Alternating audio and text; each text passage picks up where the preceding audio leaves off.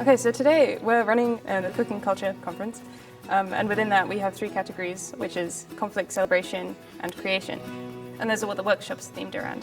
So we've got conflict workshops, which are looking into sort of global issues like food inequality, insecurity, tensions between countries, ownership of food, language differences, colonialism, all super interesting things.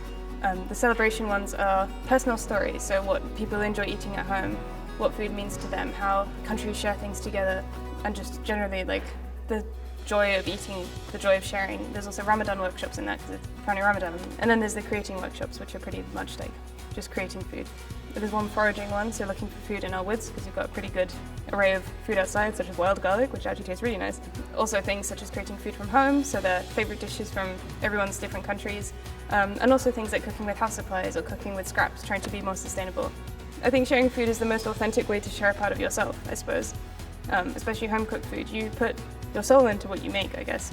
I think food is a very good basis to see at a base level what is going wrong in society, what are the issues with the global systems, why is this happening? If people aren't given access to the base means for living, then what does this say about our society? All humans need this one thing, all humans can share this one thing, and there's no reason for us to fight over it, to suffer without it. I think extending your hand to someone is nice, but extending a hand with a clementine in it is even nicer.